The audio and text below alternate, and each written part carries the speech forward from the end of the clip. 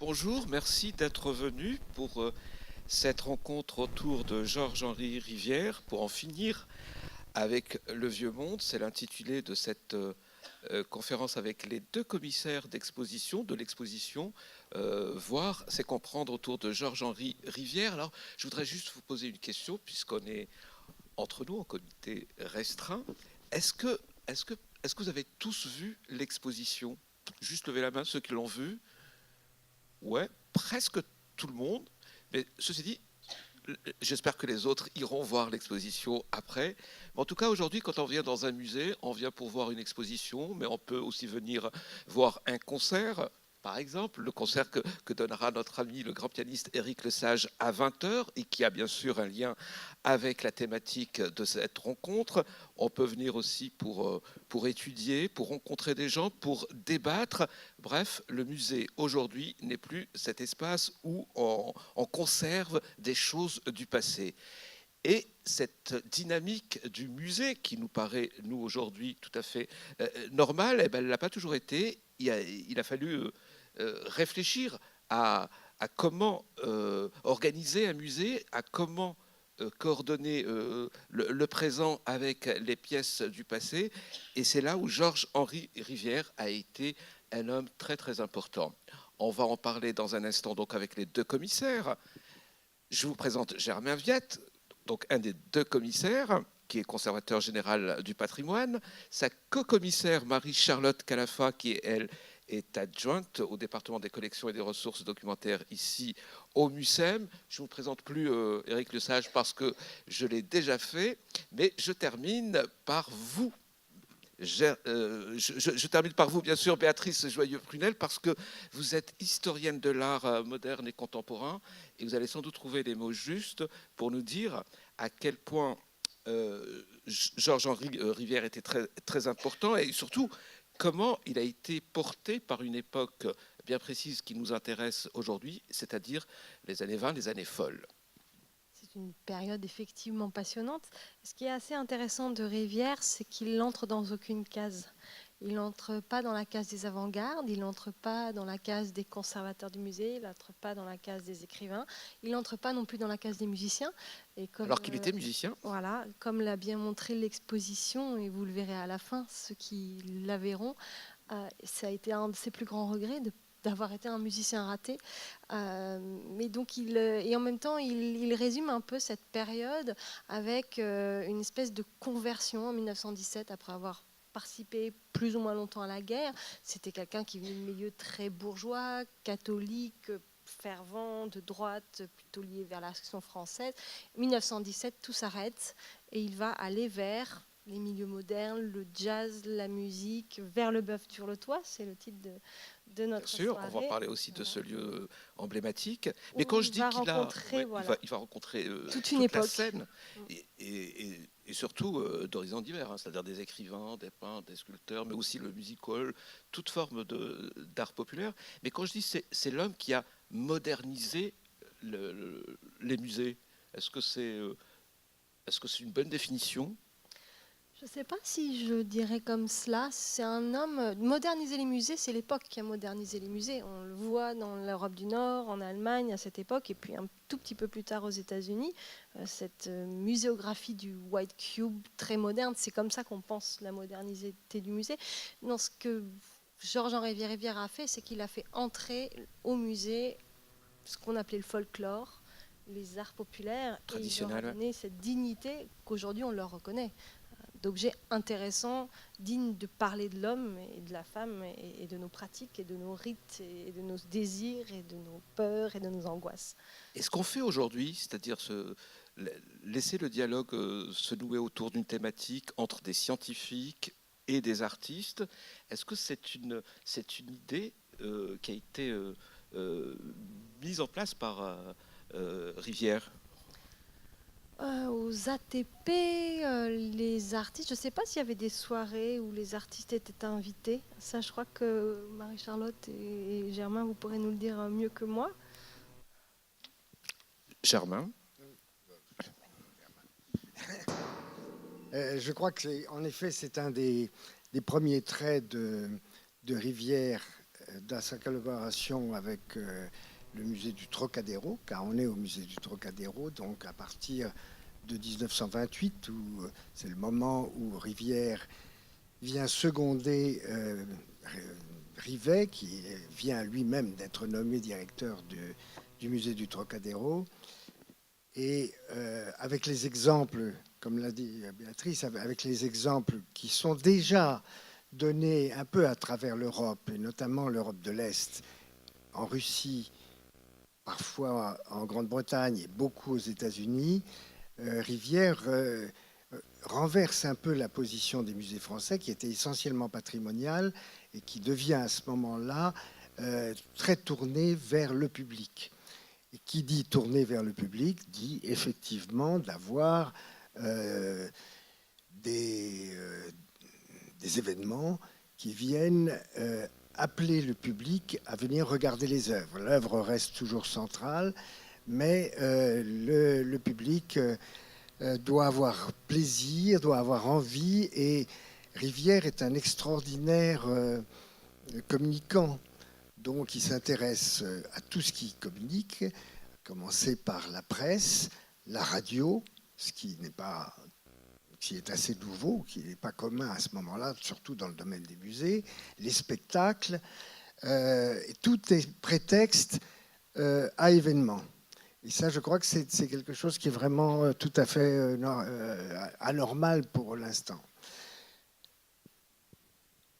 Peut-être je rajouterais juste Ouais, pour répondre sur Charlotte. cette question musée relations artistes avec GHR qu'effectivement il écrit assez tôt dans le document avec Rivet qui vient de l'embaucher auprès de lui, un texte dans lequel il écrit que le musée d'ethnographie du Trocadéro, il le regrette, n'est plus en lien avec les artistes de son temps.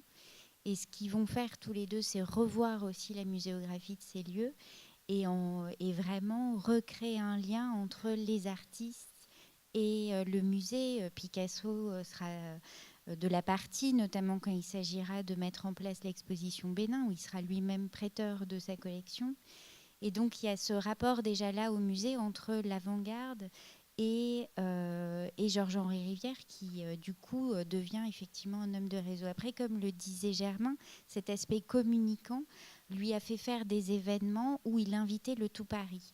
Et ça, on a des tonnes d'archives incalculables dans lesquelles on va écrire à tout le monde pour dire venez suivre cet événement-là, aussi parce que cet événement-là va les faire venir au musée, mais aussi parce qu'ils vont ramener des sous pour les missions à venir.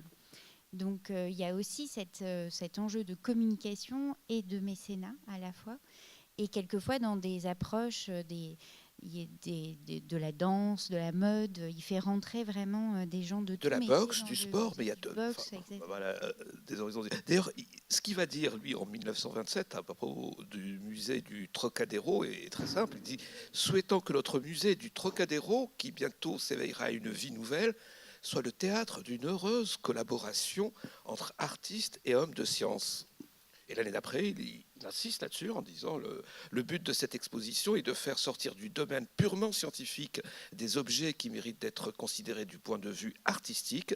La science, d'ailleurs, n'y perdra rien. Et alors, ce que nous dit Germain Viette, c'était aussi dans l'air du temps. Ce qui se faisait en France se faisait un peu ailleurs dans le monde. C'est-à-dire que, vous savez, quand on se lance dans ce genre d'opération, il faut les voir ailleurs. Ça, Rivet le comprend tout de suite. Non pas pour copier ce qui se passe ailleurs, mais pour faire un peu le point sur ses propres lacunes et aussi ses propres désirs et capacités d'aller au-delà. Et Rivière est dans ce cas-là. Mais il est peut-être l'un des premiers à avoir eu cette mission-là. C'est-à-dire que Rivet lui dit allez vous promener, mais il va effectivement, il va en Allemagne, il voit toute l'Europe de l'Est, il va en Russie, et à chaque fois il est sensible aux différentes façons d'agir de ces musées qui correspondent à peut-être au caractère national. Entre l'Allemagne et la Russie, il y a quand même à ce moment-là des éléments très, très, très différents. Donc, et quant aux États-Unis, Vous savez qu'à un moment donné, Rivière, peu de temps après être rentré au musée du Trocadéro, Rivière, dont ce n'est pas vraiment l'orientation, disons, physique, se marie.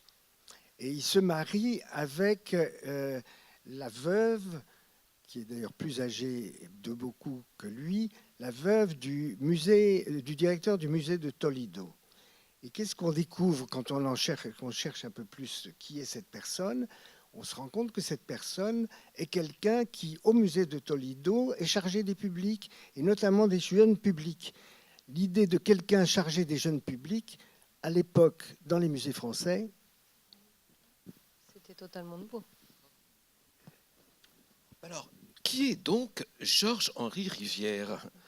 D'autant plus que il est connu, il est célébré ici en tant que muséologue, mais il était d'abord musicien. Est-ce qu'il a sacrifié sa carrière de musicien, de pianiste pour cette aventure? Parce que pour lui, c'était peut-être une manière de rencontrer aussi bien les peintres que les écrivains, que les chanteurs, que le music-hall, mais aussi que les paysans, les ouvriers, les gens du peuple, ou c'est un concours de circonstances? C'est pour moi là. Oui, oui, non, D'accord. Alors du coup, qui est Georges-Henri Rivière? Alors, simple, il est né en 1897. Il est le premier fils d'un couple un peu inhabituel entre une femme paysanne de l'Oise qui s'appelle Marguerite Dacheux, qui est domestique dans la famille, à qui elle va prendre le fils, donc du coup un fils plutôt bourgeois parisien. Et donc c'est déjà une alliance assez inattendue qui va à un moment donné permettre sans doute, et c'est ce qu'on essaye d'analyser un peu dans le parcours de l'exposition, que cette enfance va lui permettre de se trouver très bien dans différents mondes dans lesquels il va se trouver, aussi bien l'avant-garde parisienne et les soirées du bœuf sur le toit, que en parlant à un chaudronnier, un sabotier un peu partout en France. Il y a cette approche très humaine de Georges-Henri Rivière qui est assez intéressante, et toutes les facettes qu'il déploie parce qu'il a ce côté homme touche à tout, intéressé partout par les autres en particulier, une ouverture d'esprit que sans doute il a travaillé aussi et formé par son oncle qui était un homme essentiel dans la formation aussi du regard de Georges-Henri Rivière et de la dynamique. Qui était un artiste, un peintre. Qui était un artiste, un lithographe, un graveur, un photographe, un des grandes personnalités du cabaret du Chat Noir, qui a été auteur de ces spectacles de théâtre d'ombre absolument magnifique, on s'imagine, ombre chinoise, amateur d'art d'Extrême-Orient. Donc collectionneur et initiant son neveu à la conservation de ces objets. Donc tout ça, c'est évident, ça a formé Georges-Henri Rivière à l'objet, au regard qu'il pouvait avoir de l'objet, au sens de l'objet. Mais effectivement, ce qui se passe, c'est qu'à la mort de son père, Georges-Henri Rivière va finalement être un peu poussé par la mère de son père à suivre aussi des cours au conservatoire de musique, et va avoir un certain talent à jouer au piano, et ça va être effectivement toute une partie de sa jeunesse que d'aller jouer au piano chez Maman Lou, et ensuite d'aller, après la Première Guerre mondiale, plutôt dans les cabarets et les folies bergères. Mais du coup, l'entrée en musée, comment dire, elle a ce bagage qu'il faut garder et qu'on souhaitait montrer, pour pas dire l'histoire de Georges-Henri Rivière et les musées commencent en 1928. On voulait dire que justement ce rapport-là, finalement, nécessitait de donner à lire une partie de son enfance et de sa formation. Mais pour autant, son entrée en musée, elle est brutale. Lui-même dira qu'il entre en musée comme en religion, qu'à ce moment-là, il lâche son piano. Et c'est un véritable investissement dans lequel il va se trouver tout au long de sa vie. Un parcours qui va vraiment dédié au musée. Alors quand il revient dans les années 80, quelques années avant sa mort, à dire effectivement, si on retient quelque chose de lui, il a beaucoup de doutes d'ailleurs sur la question, ça sera davantage le musicien raté que le muséologue heureux. Donc c'est une bonne question, je pense, pour cette soirée. Est-ce que Georges-Henri Rivière, finalement, nous, la manière dont on l'a abordé dans l'exposition, c'est avec toutes ses facettes. Mais je dois avouer qu'en tout cas, en tant que personne de musée, si on a voulu l'évoquer, c'était aussi comme une figure tutélaire, qu'on a conscience quand on fait une formation de musée de qui est Georges-Henri Rivière, quand on commence à travailler au musée des arts et traditions populaires et qu'il n'est plus là, n'empêche qu'il plane dans les couloirs. Et même quand on est face aux millions d'objets et documents de la collection du MUSEM, il y a bien évidemment le nom de Georges-Henri Rivière qui revient à peu près tous les jours. Donc pour nous, il est très présent et il y a conscience qu'il est très peu connu. Et finalement, c'est un exercice de style que de refaire émerger cette personne dans le cadre de cette exposition. Alors, Georges-Henri Rivière, musicien, appréciant la musique, toutes les musiques d'ailleurs, on va l'entendre et en parler. Et Éric Lesage, avant de vous donner la parole, mais vous allez la prendre, mais je voudrais que Béatrice Joyeux-Prunel nous donne juste quelques indications, parce que l'exposition ici au MUSEM commence justement par cette vitrine où il y a des instruments de musique. Est-ce que, et puis surtout, Georges-Henri Rivière a été un des premiers en disant il ne faut pas seulement conserver les objets, il faut aussi collecter et conserver les sons. Ça, c'était une époque charnière où tout le monde se mettait au jazz et que les musiques de France, du terroir, commençaient à disparaître, n'étaient même pas diffusées à la radio. C'est lui qui va lancer aussi cette opération. Est-ce que mettre de la musique, faire rentrer la musique par les instruments, par les enregistrements au musée, c'est une idée de Georges-Henri Rivière? Je ne sais pas si c'est une idée de lui, en tout cas c'est une idée nouvelle à l'époque. Déjà aussi parce que la technique le permettait. 15 ans, 20 ans avant, c'est très difficile d'aller dans les campagnes et de faire des enregistrements, tout simplement. De même qu'il était difficile d'aller filmer et les progrès techniques ont permis ce genre de démarche. Après, la démarche étant d'aller enregistrer ou recopier même, transcrire des musiques populaires, celle-là on la voit dans toute l'Europe, l'Europe des temps des nationalismes aussi, où il y a eu de grandes entreprises d'ethnologues, musicologues, de savants, de personnes passionnées qui sont allées dans les campagnes faire chanter les gens, récupérer des chants. Et par exemple, Bartók s'est inspiré de ce genre de travail. Donc c'est une époque aussi qui prend conscience que quelque chose est en train de disparaître. Pourquoi ça disparaît? Là, c'est une question. Est-ce que c'est lié à la modernité, à la diffusion de plus en plus mondialisée, alors à l'époque plutôt internationalisée, de nouveaux sons? Le jazz en fait partie, de nouvelles musiques.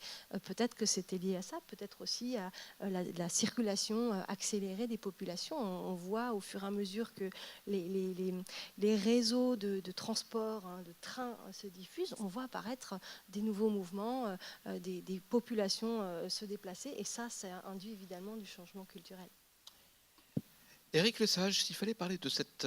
on va parler d'une période que vous connaissez très bien, qui a été très importante pour Georges-Henri Rivière. Qu'est-ce qui se passe en musique autour de lui dans les années 20? Qu'est-ce qu'on peut écouter à Paris, par exemple, à ce moment-là? Avant de répondre à votre question, je vais un peu corriger un petit peu. Bartók, en fait, je crois qu'il était précurseur pour ce qui est de collecter les musiques traditionnelles, parce qu'il a fait ça dès le début du siècle. Il faisait sans magnétophone, juste, il a transcrit des centaines, plusieurs centaines de musiques folkloriques qu'il a après utilisées pour sa musique. Pour sa musique, alors que là, avec Georges-Henri Rivière, il voulait vraiment les conserver. Voilà, on conserve des objets. Oui, c'était tout un cahier de toutes les musiques qui étaient reprises par Bartók. Et même avant Bartók, je crois que ça commence déjà à l'époque même des Grimm, quand on va chercher les contes populaires et aussi les musiques. Absolument. Ouais. Alors pour ce qui est écouté à l'époque, on parle du bœuf sur le toit aujourd'hui par...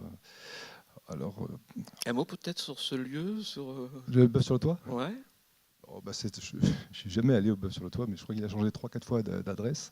Il est plus d'ailleurs, il est toujours à Paris, mais il n'est plus du tout à l'adresse où il était, rue Bastille d'Anglas à l'époque. Et donc c'est un endroit qui s'appelle le bœuf sur le toit. Alors c'est assez paradoxal parce qu'il s'appelle bœuf sur le toit à cause d'une pièce de Darius Milhaud, qui n'est pas du tout inspirée par le jazz, mais par la musique sud-américaine, qui n'était pas du tout représentée au bœuf sur le toit. Mais comme c'était Darius Milhaud, au retour pendant la guerre, il était Il était secrétaire de Claudel à Rio. Il est beaucoup sorti. Il a passé du bon temps, on va dire, en 14-18. Il est revenu avec un grand amour de la fête. Et tous les vendredis soirs, il prenait ses amis. Il était aussi assez mondain comme Rivière. Il avait beaucoup d'amis. Il prenait tous ses amis. Et le vendredi soir, il sortait dans Paris, justement pour aller dans les cabarets, les cirques, tout ce qui était populaire. Et Milo était un grand admirateur de la musique folklorique. Justement, alors, quand Cocteau a choisi le nom du Bœuf sur le toit, il a demandé à Darius Milhaud si on pouvait utiliser ce nom-là. Alors, je vous fais écouter un petit peu du Bœuf sur le toit, si vous voulez. Ouais, on va écouter ça. Donc, je vais vous faire écouter un petit peu de La création du monde, qui est une œuvre de Darius Milhaud aussi, où on voit qu'il est très inspiré par le jazz.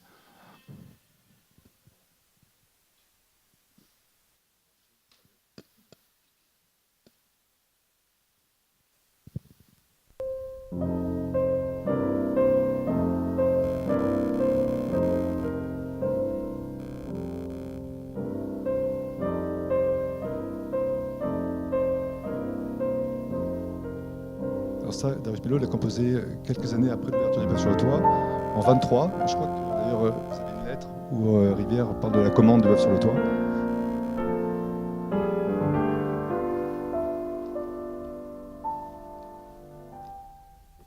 C'est vraiment un hommage à Gershwin, à Summertime ou The Man I Love.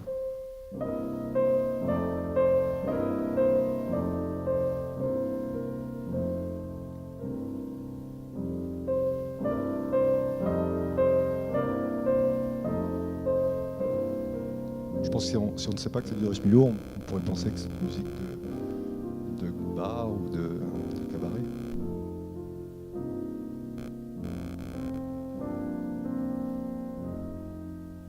Voilà. Ça continue. Germain Viette, vous aviez donc une lettre avant de revenir sur le caractère homme-orchestre, parce qu'on a oublié de dire qu'il était aussi critique d'art.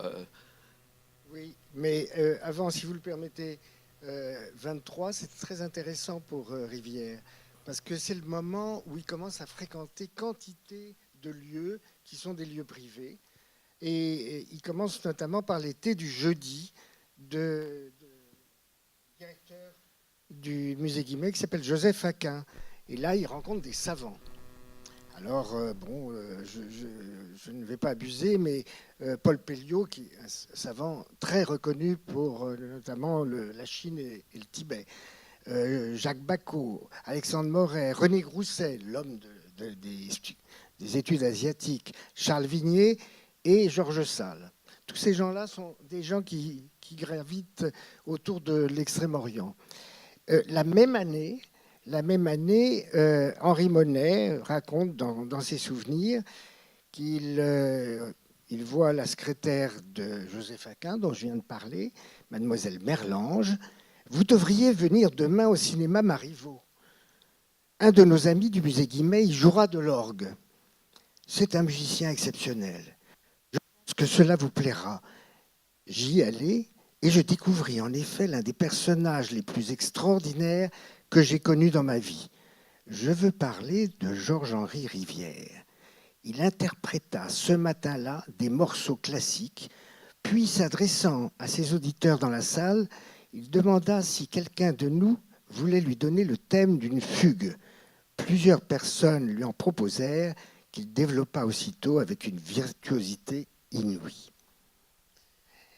Il y a un autre témoignage, puis après ça, je ne vous ennuierai plus avec des témoignages, mais un autre témoignage qui est un témoignage d'Henri Sauguet. Et Henri Sauguet, d'abord, il commence par parler du magistère de Charles Koechlin, et puis ensuite, il dit « Nous allions écouter Jean Lafolie chez lui, rue d'Aumale. » C'est un chanteur, je pense, Lafolie. Ça vous dit quelque chose, non ? Il chantait Schubert, Fauré et nos mélodies, accompagnés au piano par GHR. GHR, c'est Georges-Henri Rivière. Le milieu musical évoluait et nous accueillions souvent Stravinsky à Paris. Nous le connaissions tous très bien et il fut même naturalisé français pendant cette période. Quant à Gershwin et Kurt Weill, Ce furent ensuite de grands amis pour Rivière. C'est lui qui organisa plusieurs de leurs concerts parisiens. Béatrice Joyeux-Prunel, s'il fallait parler de cette période-là, en 1923, il a 26 ans. Qu'est-ce qu'il fait à ce moment-là précis? Est-ce qu'il est toujours musicien ou est-ce que déjà il est musicien et critique d'art puisqu'il va écrire pour des journaux, ou est-ce que sa vie professionnelle, celle qu'il va consacrer au musée, est déjà annoncée? La question est précise. Je ne saurais pas dire exactement ce qu'il fait en 1923, sauf que je sais qu'il va au Bœuf sur le Toit, qui ouvre en 1923.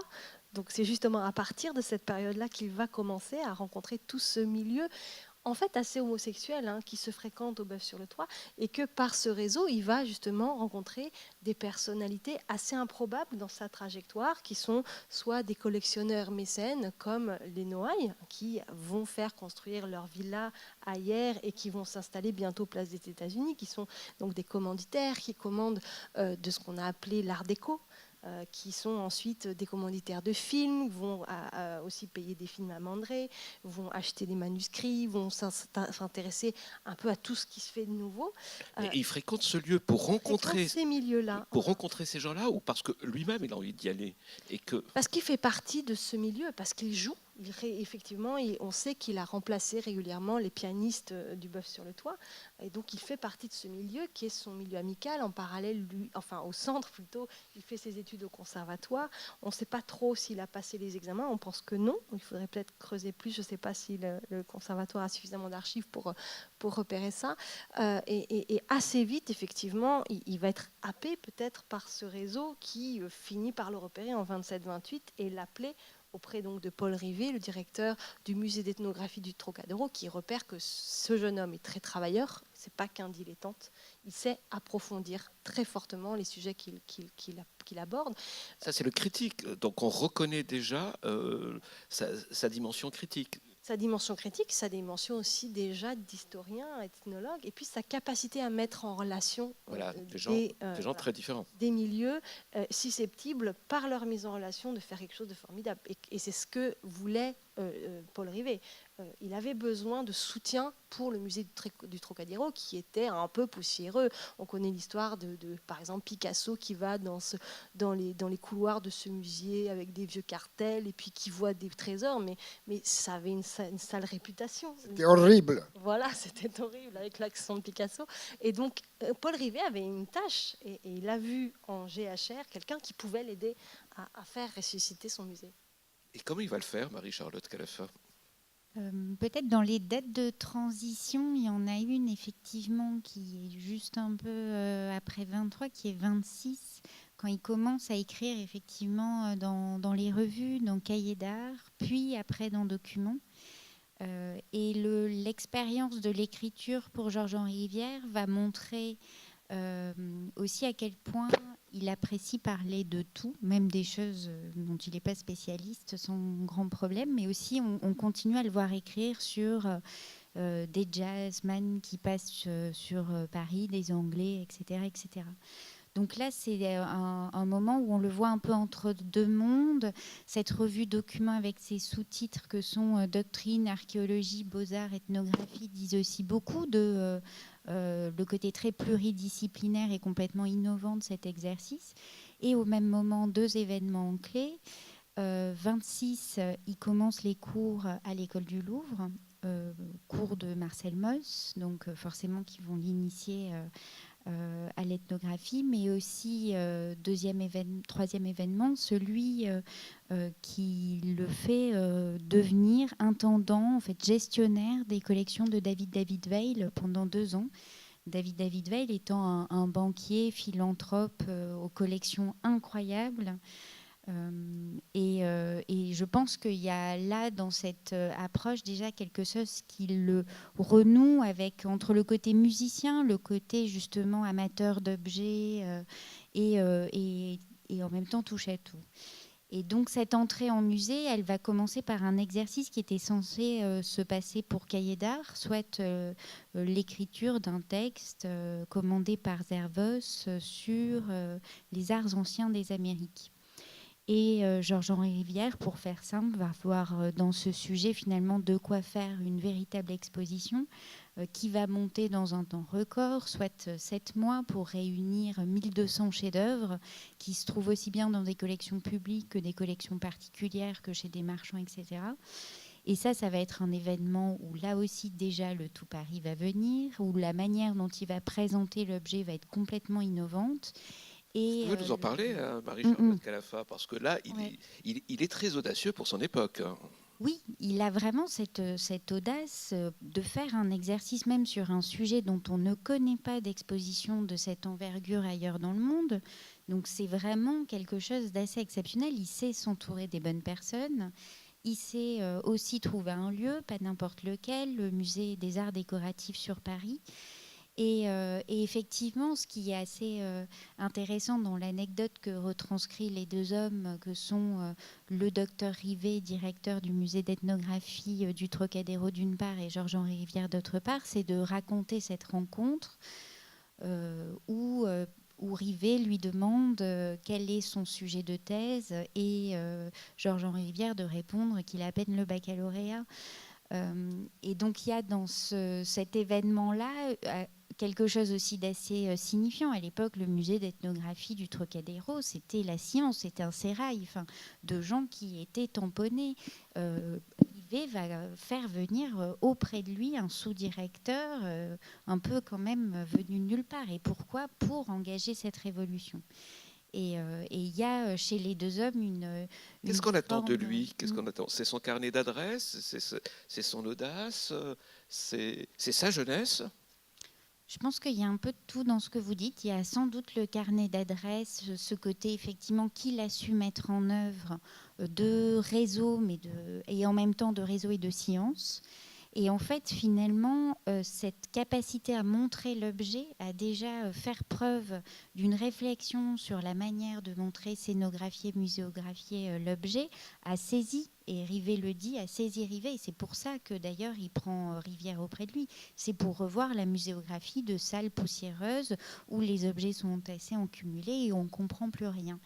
Et Rivière, j'ai le sentiment qu'il a très vite vu l'objet dans deux potentiels, à la fois le potentiel esthétique des objets qu'il a su restituer dans ses muséographies sans les malmener, et d'un autre côté le sens aussi et le rôle éducatif du musée et le sens finalement de la manière de savoir montrer l'objet pour que le sens passe. Accompagné par des petits textes, ça aussi, ça vient de Georges-Henri Rivière. Oui, et c'est ce qu'on essaye de montrer dans cette exposition par cette introduction où il y a effectivement, vous parliez de la vitrine jazz, et en face une autre vitrine qui est un exercice de reconstitution d'une des vitrines de la galerie culturelle du Musée national des arts et traditions populaires qui s'intitulait « Du berceau à la tombe ».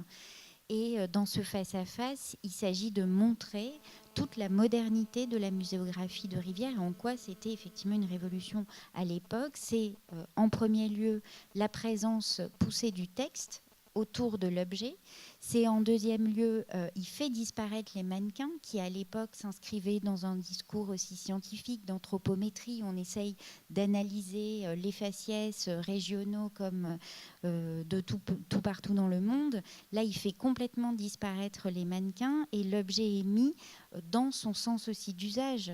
Pour les instruments de musique, c'est fascinant de voir comment les fils de nylon, on a l'impression en fait que tout est prêt pour qu'un orchestre arrive et que le morceau commence, quoi.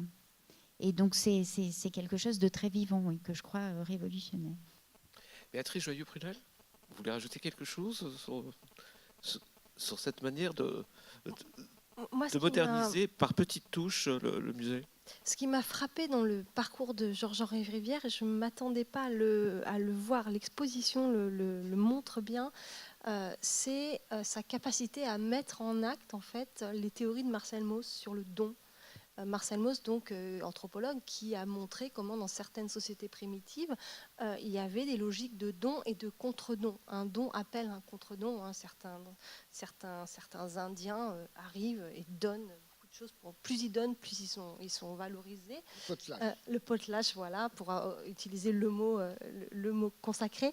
Et là, c'est vraiment ce qu'on voit dès 1928, quand il organise cette exposition sur les arts amérindiens.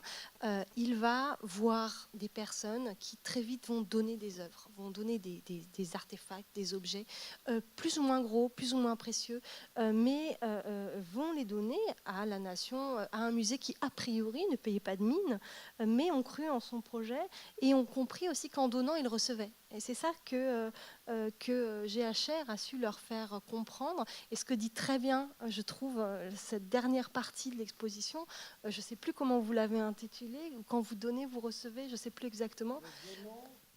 Nous donnons, il donne. Voilà. Qui va s'appliquer à lui-même, d'ailleurs. Il va s'appliquer à lui-même, c'est ça. Il donne l'exemple aussi. Il a donné énormément d'œuvres, je crois plus de 500 à peu près, que vous avez maintenant ici au MUSEM. Même plus encore. Plus. C'est rien. Pardon, excusez-moi. En fait, déjà, c'est une centaine en 1937, la seule année de 1937. C'est des milliers d'objets.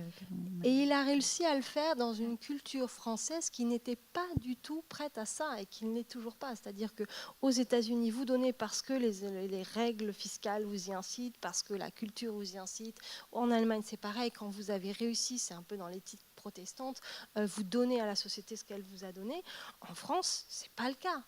Et là, il a réussi à le faire. Et c'est quand même ça, une espèce de miracle de la personnalité de GHR, c'est qu'il a réussi à fédérer ce genre d'action qui n'est pas si facile quand on est conservateur, je crois. Je ne suis pas conservateur, donc je vous laisserai témoigner.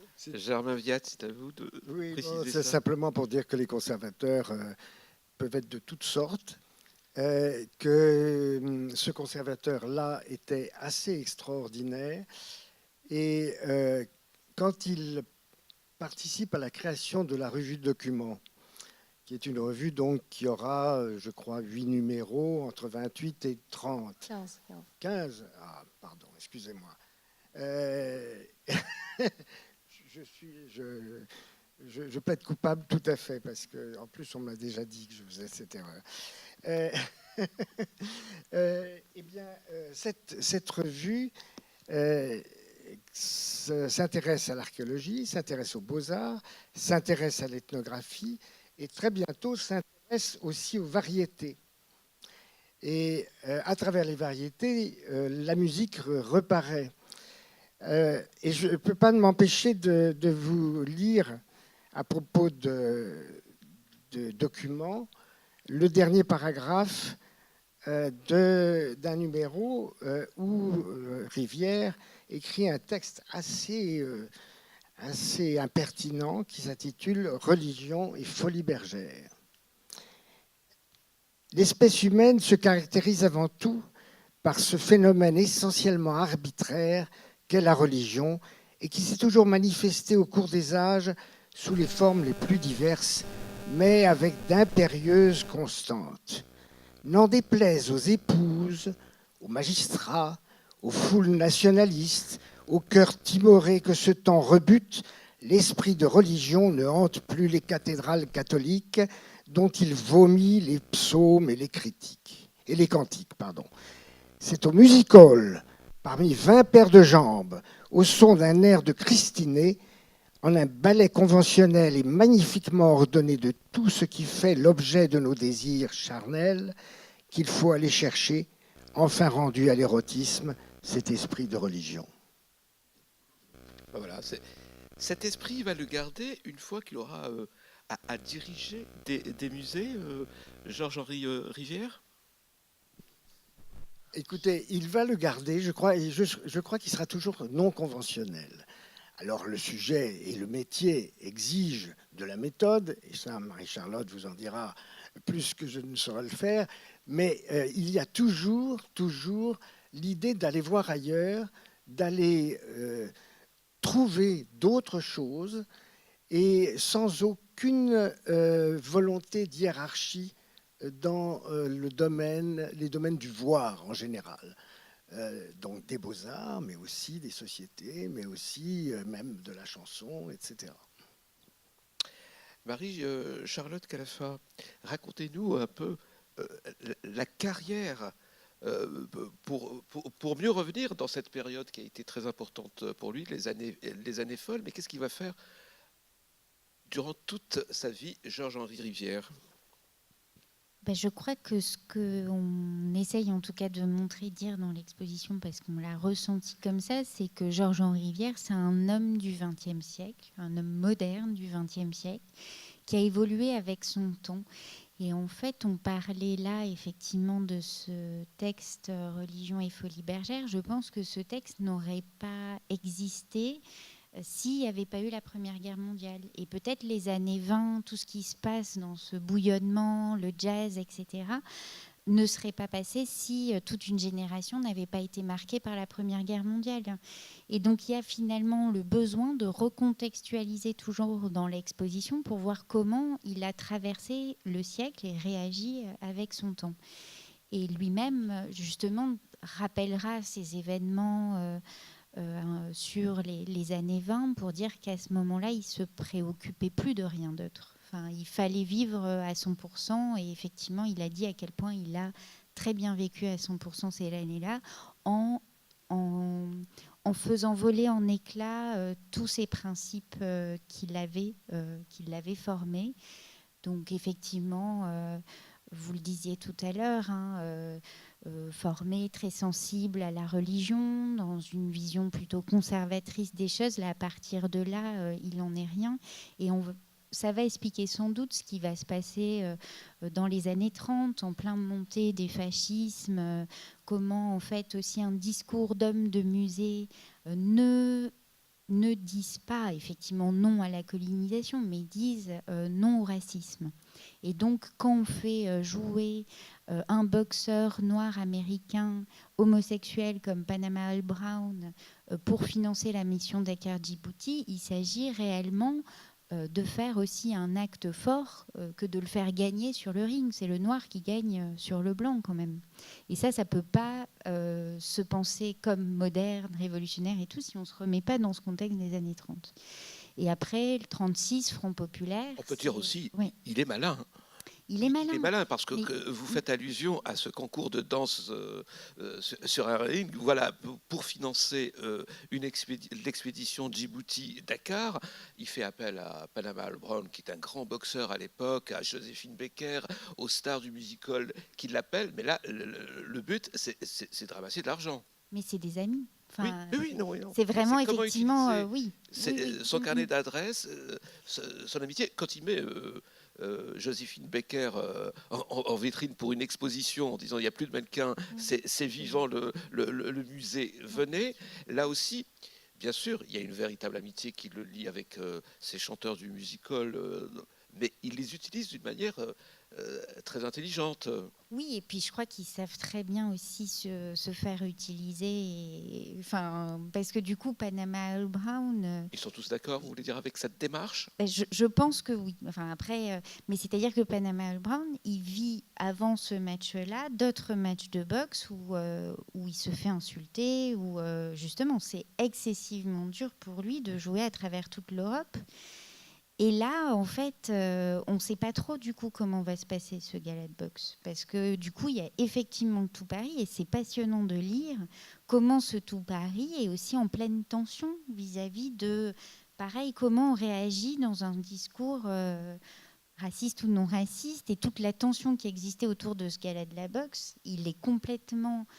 finalement dépassé quand il s'agit de dire, après dans un discours effectivement beaucoup plus posé et rationnel, que le financement de ce gala de la boxe sert à organiser une mission de terrain avec un principe, une instruction sommaire basée, pareil, on réévoque Marcel Mauss, on écrit avec les ethnologues formés par lui et on va aller sur le terrain pour dire attention au chef-d'œuvre, c'est-à-dire la manière dont on a abordé jusqu'alors l'art dit primitif à l'époque, c'est une manière qui les a fait alors ébarber, on patine, on surpatine, ils reprochent à tout le monde la manière qu'ils ont de rendre ces objets comme des objets d'art.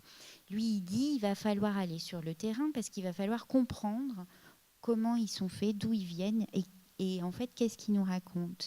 Et donc proportionnellement, certes, il ramène 600 objets, mais il ramène 3 fois plus de sons, 3 fois plus de films et encore, je ne sais pas combien de plus, de photographies.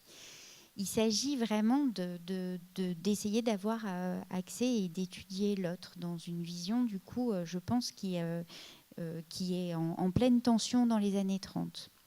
Et donc ensuite, effectivement, ce musée des arts et traditions populaires, ce moment où en fait Georges-Henri Rivière va arrêter, alors que d'autres se lancent partout à aller voir ailleurs, lui il va dire maintenant il va falloir qu'on s'intéresse en fait à ce patrimoine en France qui est en train de disparaître dans un temps record. Il convainc du coup une tutelle, chose qui n'est pas évidente non plus à l'époque, pour faire place justement à cette notion d'art populaire.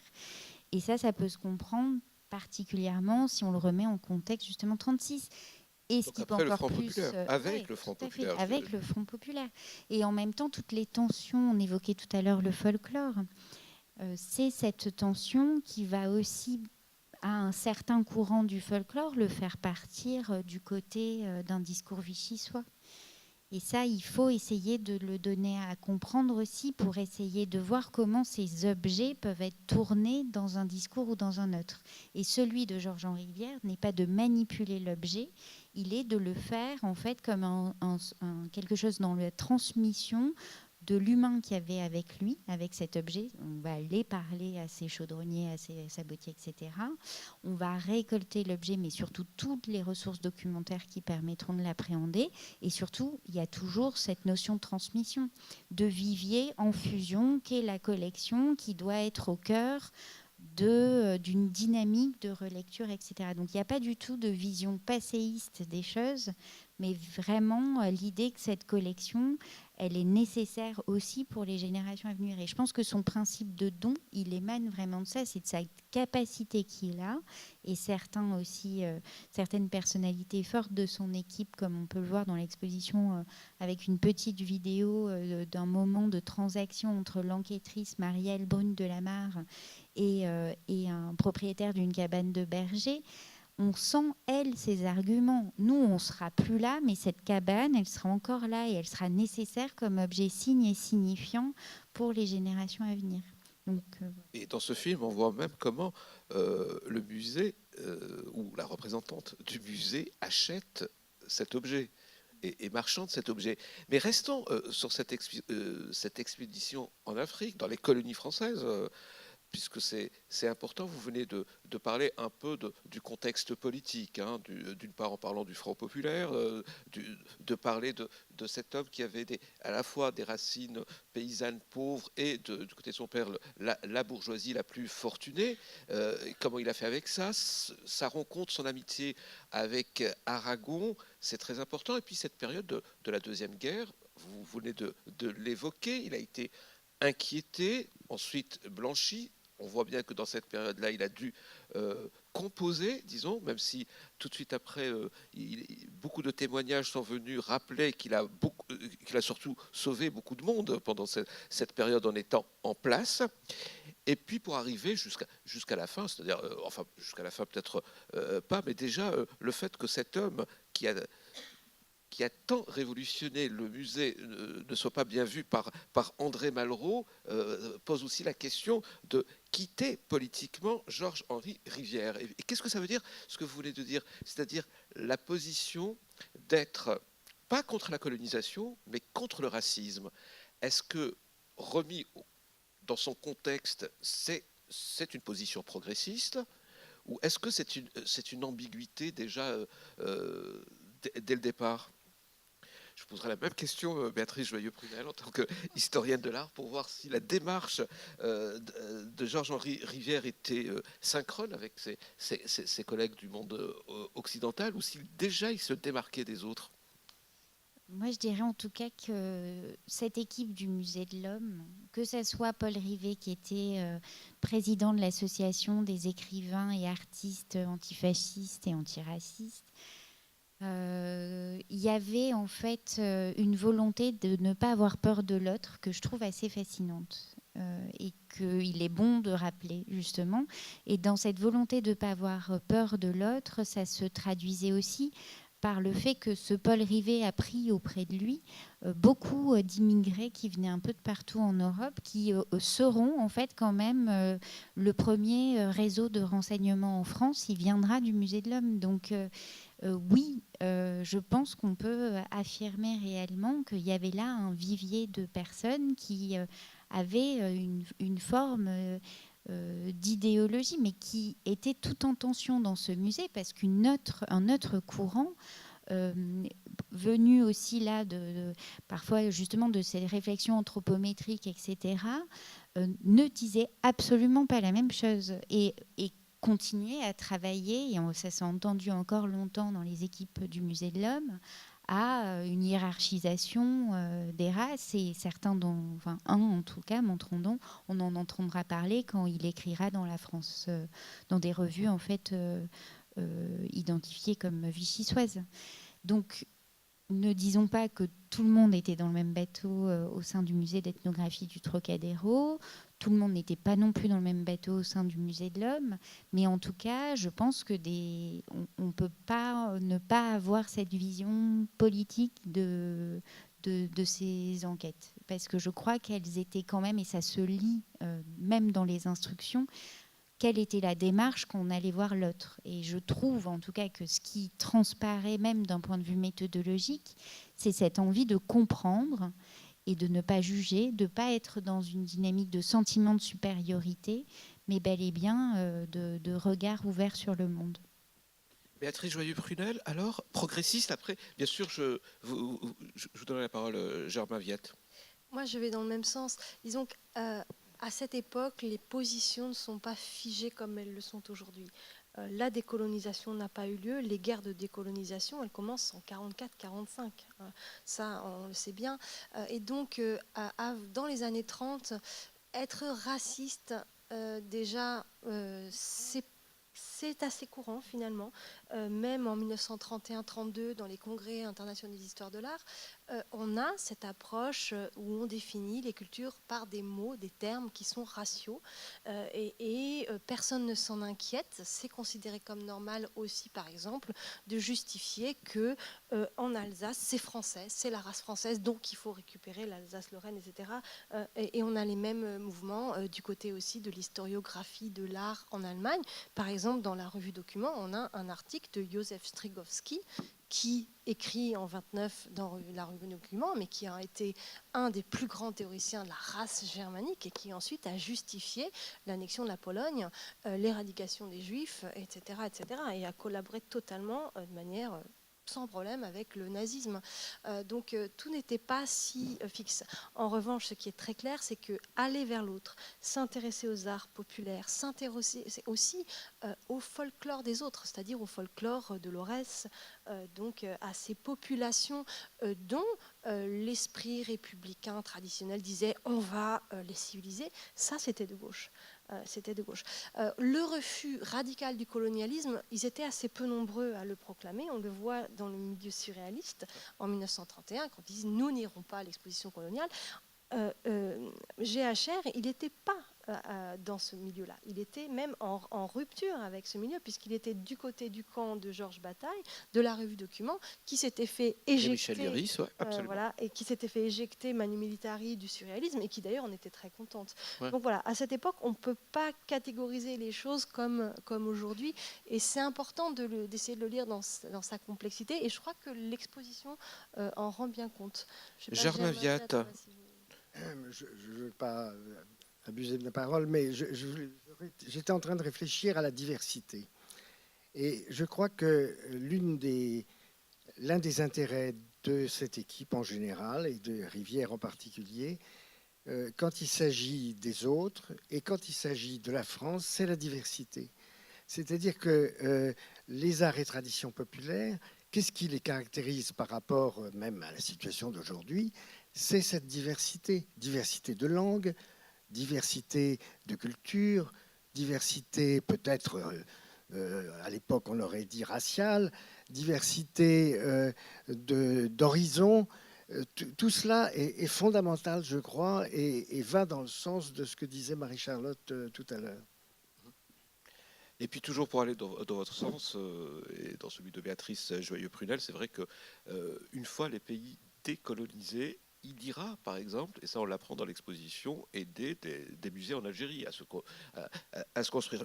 N'empêche que la question aujourd'hui, puisque c'est le débat d'aujourd'hui, la restitution des biens culturels, il aurait été, d'après vous, pour Georges-Henri Rivière ou pas? Difficile question. Très difficile question parce que d'abord, elle est, comment on dit, hors histoire. On n'est pas aujourd'hui dans. Ouais. Bon, mais ce que l'on peut dire en tout cas, mais Marie-Charlotte l'a dit abondamment, c'est que la recherche, l'intérêt pour les autres cultures, c'est quelque chose qui n'a rien à faire avec la colonisation, mais rien. Donc, même si c'est dans un contexte colonial qui fait que quand on a besoin d'aide, on va au poste du chef de région. Et il va nous aider. Pardon ? Et il va nous aider, le chef. Et il va nous aider. Ouais. Bon. Mais bon, là, le débat de la restitution est tout autre. Je crois que, enfin, là, je vais dire des choses qui sont très personnelles, mais d'une certaine façon, les collections qui ont été constituées ont permis à César de subsister.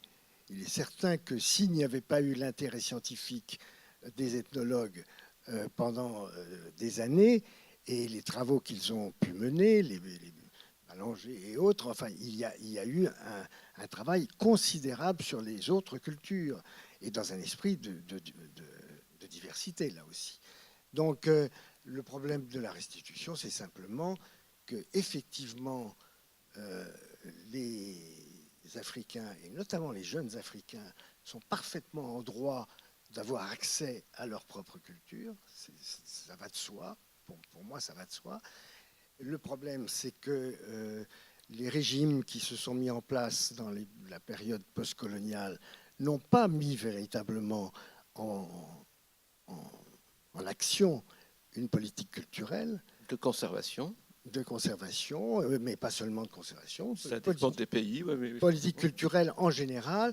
Et que donc, cette mise en place doit être prioritaire si on ne craint pas, ou si on craint plutôt, d'avoir des disparitions comme ça s'est produit parfois. Faute d'esprit de conservation, faute de métier.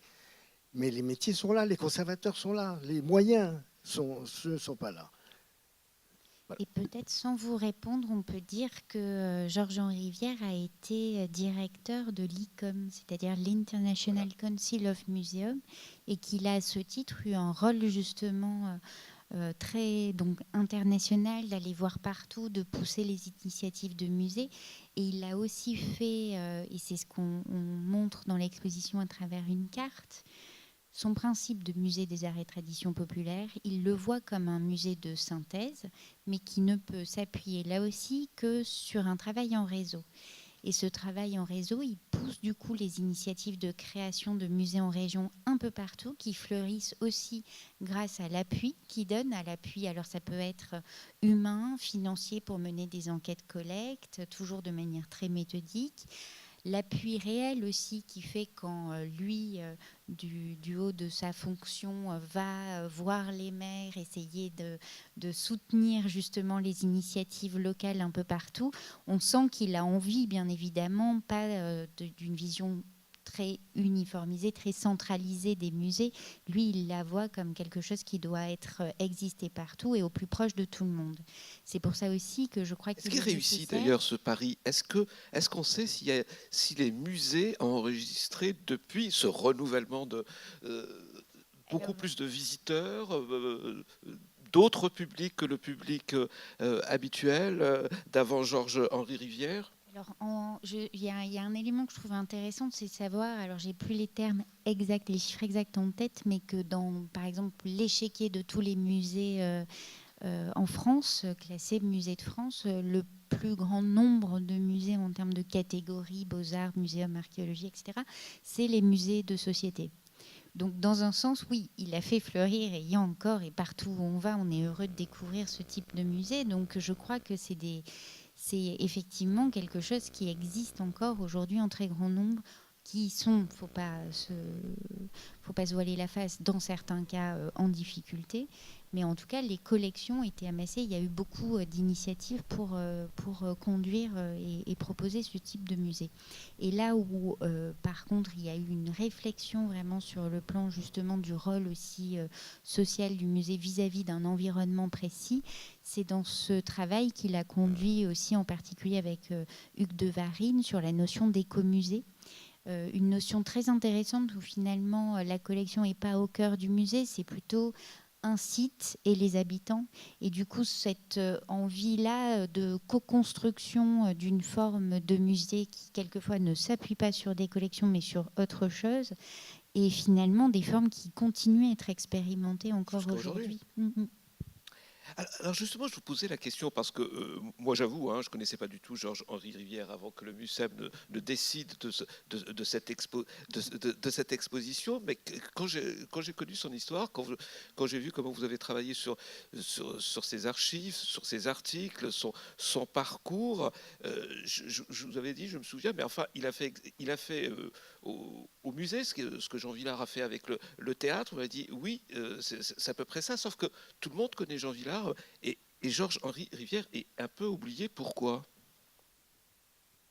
Alors, je ne sais pas trop répondre autre chose que je pense que en fait les gens du musée ne sont pas connus et c'est pas un problème. Non, c'est Germain Viat qui m'avait soufflé une autre réponse en disant après 68 c'était fini. Vous m'avez parlé de cette période très difficile avec André Malraux. Qu'est-ce qui s'est passé ?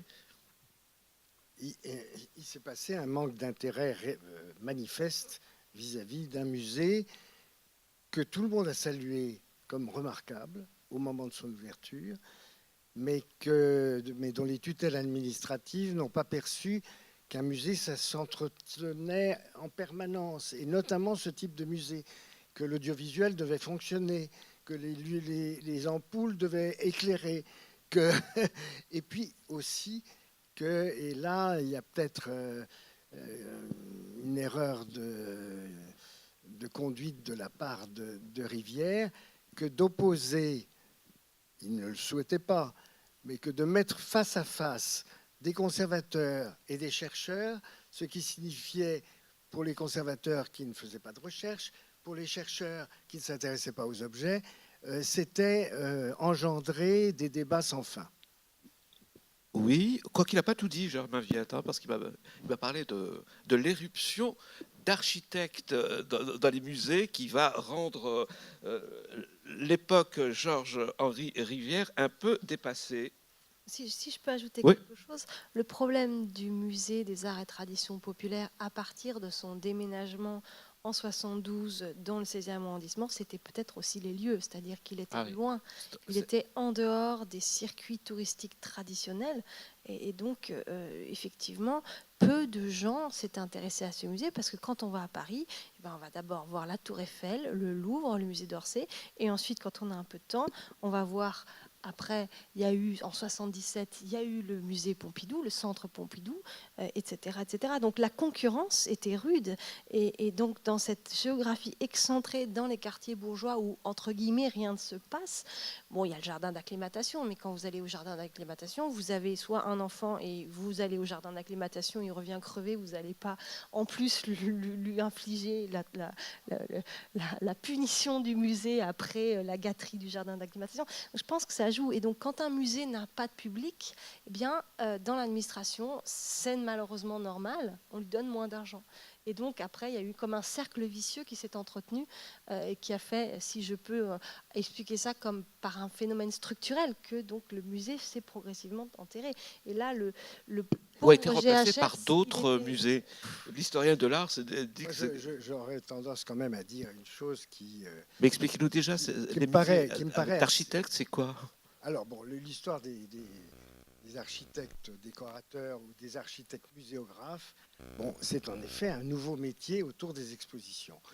Et ça donne, selon le talent de l'architecte, quantité de réponses, souvent excellentes. Ça veut pas dire que, mais ça veut dire que le modèle Rivière, que lui-même ne souhaitait pas du tout imposer, le modèle Rivière a pu ne pas se perpétuer. Mais la réflexion, il me semble, qu'il faut avoir, c'est est-ce que le public s'intéresse à l'art de ses parents, ou à la culture même de ses parents? C'est un problème générationnel pour vous?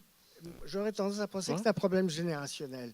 Et que, donc, on constate que le progrès, avec un grand P, a introduit un changement radical de la vie, et que l'on viendrait vous dire, mais c'était très bien, le lavoir, c'était parfait, le bêcher, même avec le mal au dos, le mal de dos, c'était très bien, tout ça était extrêmement pittoresque. C'est pas du tout l'esprit de Rivière, Les années mais 70. pas du tout. Mais les gens, les jeunes qui sortaient à ce moment-là, se trouvaient devant un musée qui était sympathique, mais dont ils avaient entendu parler par leur grand-mère. Il y avait même des objets au grenier. Tout ça était trop près. Très juste, ouais. Oui, Béatrice Joyeux-Prunel, vous voulez appuyer cette... Ouais, ouais. Oui, parce que les années 70, quand le musée, donc déjà dans les années 60, les gens ils rêvent d'américanisation. C'est la culture yéyé, l'arrivée du pop en 63 à Paris va être un succès foudroyant. Et puis dans les années 70, là quand même, Rivière avait obtenu la construction d'un musée. C'était énorme. Dans les années 70, après, l'ère Pompidou va s'intéresser à l'avant-garde, va institutionnaliser l'avant-garde, lui donner une place, faire des commandes pour les palais de la République, faire ce musée fabuleux, etc. Et donc la jeunesse des années 70, pareil, elle s'intéressait à l'aujourd'hui et au demain. C'est l'époque du féminisme, l'époque des premières, de la suite des révolutions étudiantes.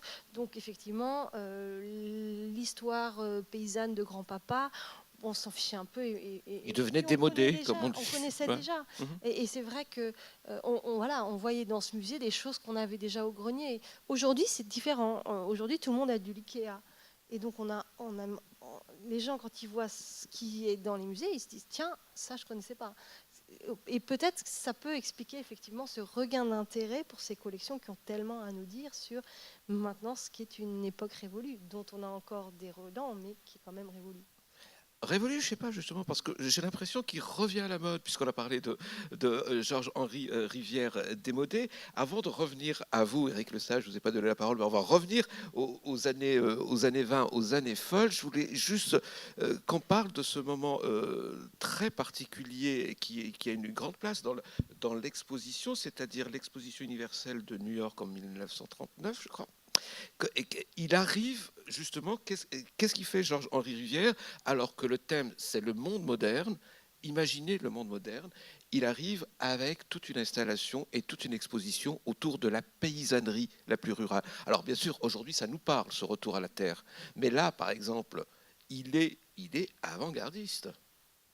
Oui, il est là où on ne l'attend pas aussi, parce que du coup, si on s'imagine ce qu'est l'exercice en fait d'une exposition universelle, c'est de montrer toute la puissance, la modernité justement d'une nation sous une forme un peu quand même de modèle de compétition de pavillon neutre. Et effectivement, Georges-Henri Rivière a au sein du pavillon français une exposition à conduire sur un thème commun qui est le monde de demain.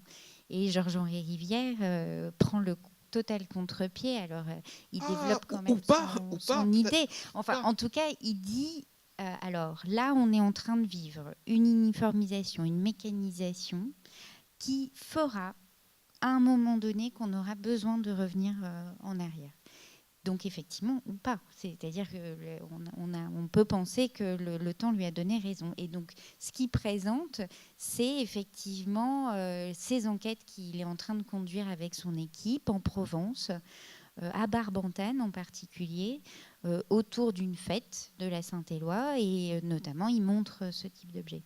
Il montre également, toujours dans cette idée de laisser une place à diverses régions, française, une diversité, et un Saint Isidore breton avec son épi de blé accueille le visiteur de l'exposition universelle.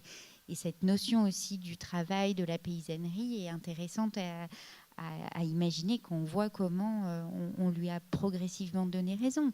C'est vrai qu'il y a une uniformisation, c'est vrai qu'il y a un besoin finalement de revenir à cette collection pour tout ce qu'elle peut permettre aussi comme relecture.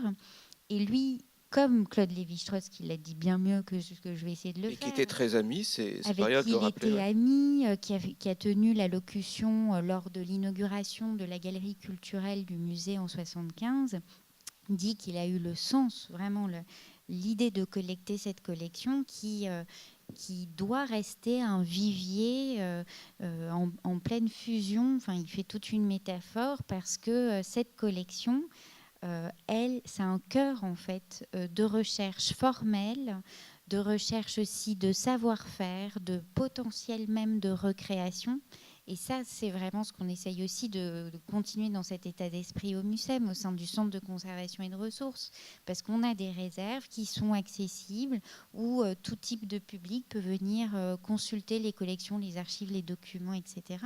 Et on voit à quel point on continue à s'adresser en fait parce que les gestes n'ont pas totalement disparu. On travaille notamment avec des lycées agricoles de la région PACA qui sont très pointus sur leur métier et qui ont un regard sur la collection qui est passionnant. Et en fait, la collection a du sens, pas que sous la forme exposition, même si c'est une forme très intéressante.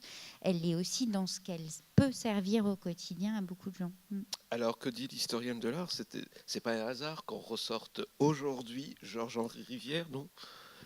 C'est pas un hasard, il n'y a jamais de hasard. C'est aussi une filiation que vous avez voulu marquer. Et puis Non, mais au-delà de la filiation filiation Germain et Viac. de la collection, aujourd'hui, j'ai l'impression qu'il nous parle de nos angoisses, de nos questionnements très actuels, non?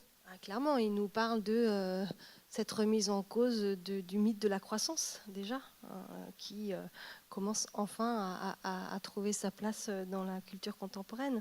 Et c'est peut-être pour ça aussi que l'exposition est bien reçue et sera encore mieux reçue une fois que tout le monde aura fini sa dinde et de déballer ses cadeaux de Noël. Et puis aussi, je crois que ce qui est assez beau dans ce travail de Rivière, c'est sa capacité à mettre ensemble la recherche, la vie des objets, le goût pour les belles choses. Il parle de délectation quand il a fait ce travail à l'ICOM, l'Institut international des musées. Qu'est-ce que c'est qu'un musée? Quel est son rôle? Le rôle du musée, c'est de conserver, c'est de garder, c'est de diffuser, mais c'est aussi de permettre la délectation. Et je crois qu'on se délecte dans l'exposition. Et donc le message a été bien reçu, bien transmis. Alors, délectation, rencontrer l'autre, dialoguer avec l'autre, oser des rapprochements. Est-ce que c'est ce qui se passait dans ce cabaret dans les années 20, Éric Lesage, pour vous? Est-ce que ça a été vraiment important que de passer par là, par cette école qui était un cabaret, par cette autre école, donc pour Georges-Henri Rivière? J'ai l'impression, à vous écouter, parce que j'étais comme vous avant l'exposition, je ne connaissais pas le nom de Georges-Henri Rivière. J'ai l'impression que dans ces années de formation, entre ses 20 ans et ses 30 ans, parce qu'en fait, entre la fin de la guerre et le moment où il a commencé à travailler pour les musées, c'est 27, 28, c'est ça? Il a fini ses études musicales avec Klein vers 23, 24.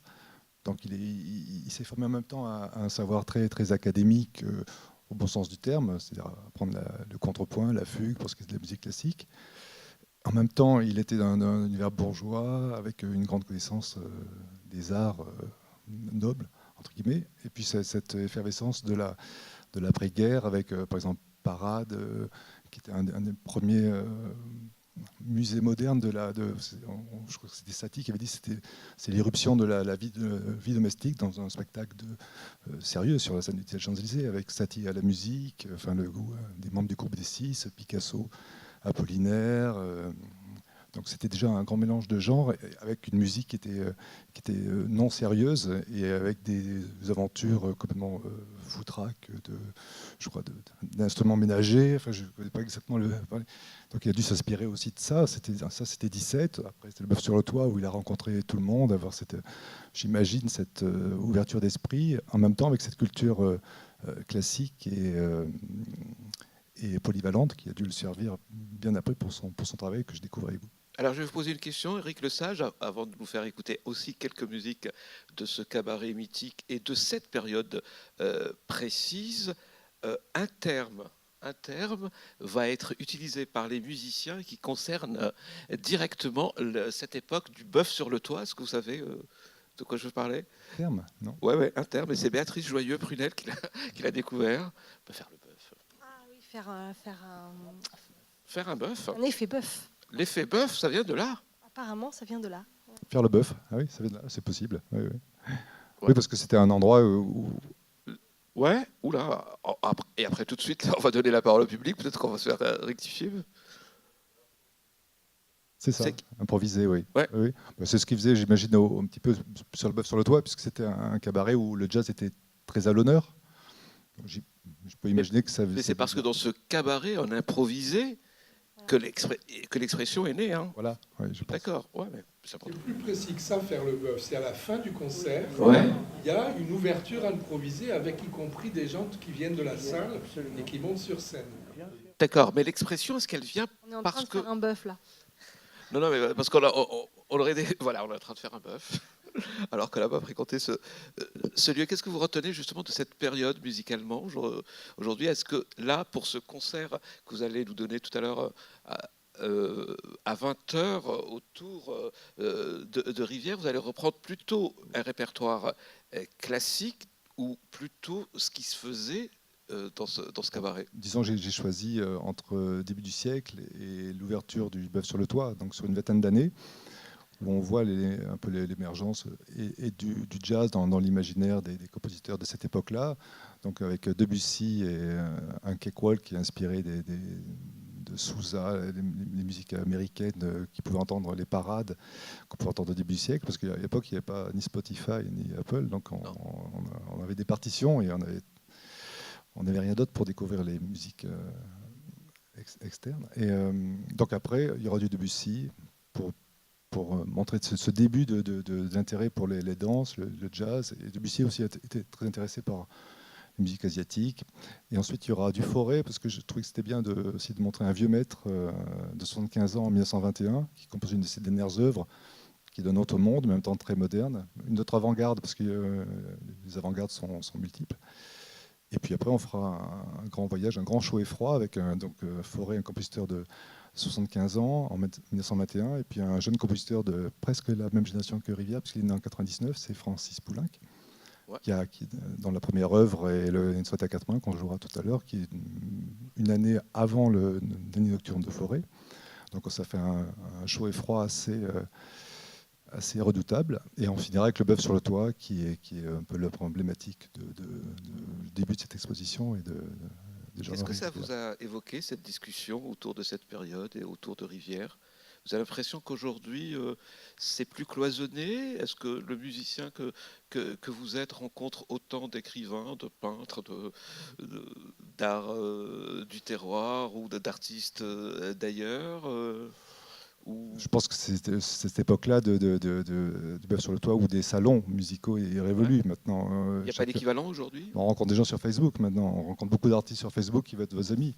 Mais, Ouais. c'est des salons musicaux ou les salons artistiques aussi riches n'existent plus, hélas. Mais ça, depuis même avant la guerre de 40, c'était disparu.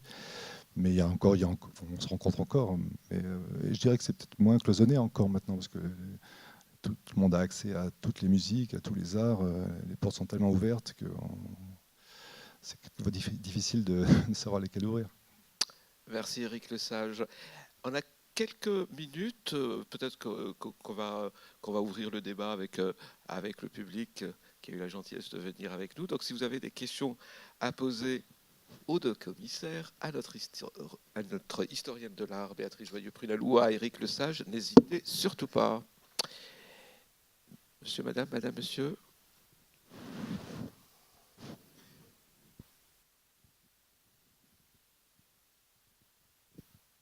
Oui, monsieur?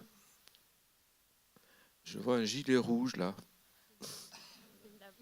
Ah, je vois une dame, pardon, je veux pas. Pardon, madame. Oui, c'est pas une question, c'est juste un remerciement que je voudrais adresser aux deux commissaires, donc, puisque ils sont deux là. Vous avez vu l'expo, madame? J'ai vu l'expo, Ouais. oui, je l'ai visitée hier, longuement, avec grand plaisir. Et je voulais, voilà, juste dire que c'est très, très émouvant et que c'est très réussi. Et voilà, juste vous remercier. Merci beaucoup. Monsieur?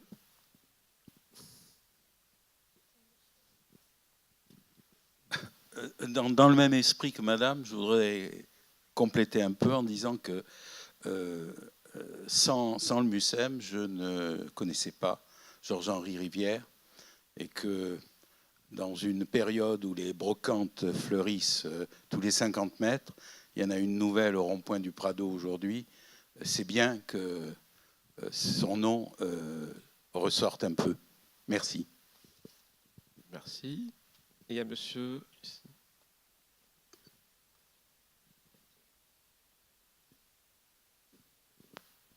Merci beaucoup. Je voudrais dire 2-3 petites choses. La première, c'est qu'avec une société qui s'appelait les Meubles Grange, nous avons édité des meubles qui venaient du musée des ATP au Bois de Boulogne.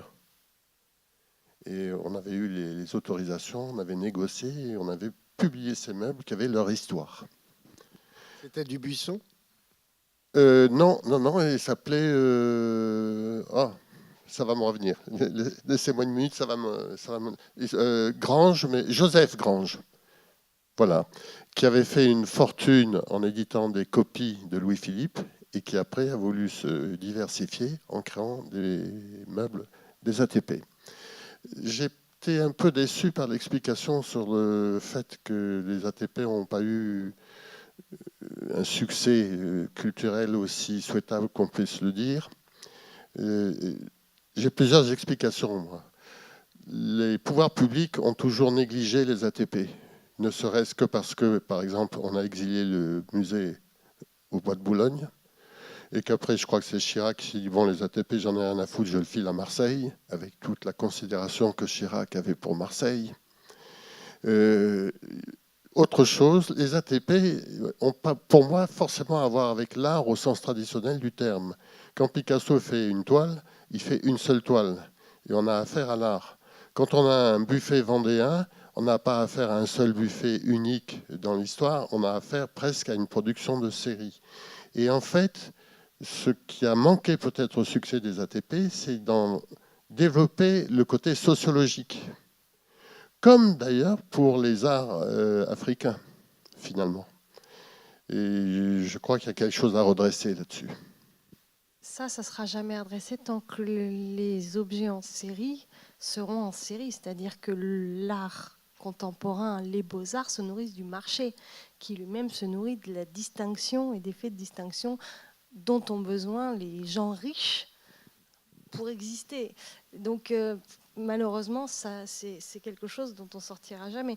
C'est pour ça que je trouve que rester dans l'explication, il y a le kitsch versus le supérieur, Paris versus la province, ça, effectivement, ça fait partie de l'état des lieux, des choses. Mais si on continue à entretenir ça, on n'en sortira pas. Donc, personnellement, j'aime pas trop revenir sur ces questions-là et je préfère essayer de trouver d'autres explications. Mais vous avez largement raison aussi. Je vais faire une citation. Vous connaissez tous Michel Peset. Quand les ATP sont arrivés ici au Muséum, il a dit « Il n'y a qu'à rendre le bahut vendéen aux Vendéens ». Oui. Donc le problème n'est pas réglé. Et Charlotte, qui se souvient très bien de ça. Répondre. Oui, je vois très bien la situation. En tout cas, peut-être dans la réflexion sur les échecs du musée des arts et traditions populaires, qui se traduisent très facilement par des chiffres. C'est-à-dire que au moment en fait, où le musée ouvre, il a à peu près 100 000 visiteurs. Au moment, 10 ans après, il en a 10 000. C'est une disparition à un temps record de son public. Et du coup, je trouve qu'il y a plusieurs explications à apporter. Peut-être la première, qui est effectivement la longue gestation du musée, m'a étonnée en refouillant dans les archives à quel point tout était pensé très tôt, mais vraiment très très tôt. Et effectivement, finalement, on voit un processus d'élaboration se faire dans un temps long où on attend toujours un peu le budget, toujours un peu les moyens humains et financiers. Un lieu, quand est-ce qu'on va pouvoir l'avoir pour avoir des réserves plus importantes pour constituer le fonds de collection nécessaire à l'élaboration de ces galeries. Enfin, on sent que du coup, plus de 35 ans d'élaboration de projet ont finalement fait tellement évoluer, mais en finesse et en détail, le projet, qu'il y a un truc qui est loupé, c'est effectivement mai 68, par exemple. Georges-Henri Rivière va dans les ateliers Beaux-Arts, à Paris, à Marseille, il collecte les affiches, mais pour autant, ce n'est pas dans les expositions de la galerie culturelle, ni de la galerie scientifique. Du coup, il y a eu peut-être à la fois une surgestion de ces projets qui s'appuyait toujours, et ça je tiens vraiment à le marteler, Georges-Henri Rivière était le premier à dire que ce n'était pas figé et qu'il fallait revoir sans arrêt les textes. Et à peine on le voit faire la première visite de la galerie culturelle, il est en train de dire « Là, j'ai vu machin bidule au téléphone qui m'a dit que ce texte-là, avec les récentes recherches, il fallait qu'on le revoie, il fallait qu'on le retravaille. » Lui-même écrit sans arrêt pour que des collections intègrent justement des points de discussion avec ce qu'il a pensé. Donc le fameux Pichet de Picasso, c'est vraiment cette intuition à un moment donné de dire il me faut en fait une céramique de Picasso devant la vitrine de la Terre aux Pots, et par l'entremise des Léris, je vais obtenir en don de Cadwallader ce Pichet qui va aussi permettre de regarder cette vitrine autrement. Il écrit, pour anecdote, à la NASA pour demander le fameux échantillon de la Lune. Enfin, je veux dire, c'est quand même très intéressant de voir à quel point cet homme était sans arrêt, comme ça, dans le besoin de revoir son discours, de revoir son projet. Or, peut-être il y a un truc qu'on n'a pas dit, c'est qu'effectivement, il est mis à la retraite par Malraux, finalement bien avant, en 67, juste un peu avant les événements de 68, bien avant donc l'ouverture de son musée. Donc quand il le suit comme homme à la retraite. Il ne le suit pas comme directeur. Il y a un successeur à Georges-Henri Rivière. Et tout ça complexifie, je pense, largement aussi l'exercice. Et après, c'est vrai que d'autres de l'intérieur l'ont raconté. Il y a Martine Segalen qui a écrit ce bouquin en 2005 au moment de la fermeture qui s'intitule « Vie d'un musée », qui revient aussi sur d'autres sources d'échecs et notamment les tensions existantes entre chercheurs et conservateurs au sein de l'institution, etc., etc. Mais en tout cas, je pense que ce qui s'est passé, c'est que des intuitions qu'il avait, et notamment, c'était pas rien pour nous de reconstituer la vitrine jazz à l'entrée du parcours d'exposition, parce que c'était une vitrine qui a été démontée en premier dans les années 90 pour faire la place à d'autres espaces d'exposition temporaire, mais qui en fait était l'occasion de dire à la fin du parcours qu'est-ce qu'est la France dans le monde et le monde dans la France. Donc ça, on le fait disparaître. Mais or, c'était ultra important d'avoir ce discours-là à la fin de la galerie culturelle. Donc bon, il y a eu aussi des choix de fait. Le côté, alors ça c'était vraiment très présent, comment on fait pour passer derrière le maître. Je pense que pour l'équipe du musée, ça a dû être quelque chose de complexe. Donc bon, les facteurs sont multiples, mais en tout cas, je crois qu'il y a réellement dans ce MUSEM une continuité avec énormément d'aspects défendus par Georges-Henri Rivière, et que dans les faits, je suis à peu près convaincue que lui-même aurait poussé la fermeture ou la rénovation, peut-être sans même attendre 2013. Une dernière question, peut-être? Non? Allez. Ah, d'accord, c'était pour monsieur. Vous allez avoir le micro. Oui, tout à l'heure ont été évoquées la position de Rivière par rapport à la domination raciale, disons-le, des gens de couleur, etc., etc. Je ne pense pas qu'il ait cherché à instrumentaliser Joséphine Baker. Je crois qu'il avait une relation personnelle avec lui qui était aussi énormément de l'ordre de l'affect, car Rivière était un homme qui fonctionnait essentiellement sur les relations personnelles, des relations d'intimité, d'amitié profonde et ancienne. Que ce soit Michel Léris et son épouse Zette, qui, par Kaimweller à la peinture, était tout un boulevard sur cette période-là. Enfin, on peut prendre toutes les relations. La relation, bien sûr, avec Lévi-Strauss et le fait qu'il devient le parrain de son fils, mais c'est une relation très ancienne. Et ce n'est pas une relation d'opportunisme, parce que Lévi-Strauss aurait été un anthropologue et philosophe devenu célèbre. Pas du tout, du tout. Ce sont des relations d'empathie, d'un petit milieu, mais qui est ouvert sur le monde. Sur la question de la domination, sur la question de la colonisation, évidemment, il y a eu des schismes énormes, ne serait-ce que, vous le savez très bien, Léris, quand il revient de l'Afrique, il écrit l'Afrique fantôme, c'est un procès épouvantable contre, non pas Griaule, mais toute une doctrine de ce que c'est que l'ethnographie par rapport aux relations du monde occidental et du, comment ça s'appelait à cette époque-là, le tiers-monde. Cette conviction personnelle, que c'était très important, je la rapporte à une anecdote qu'il m'a racontée personnellement.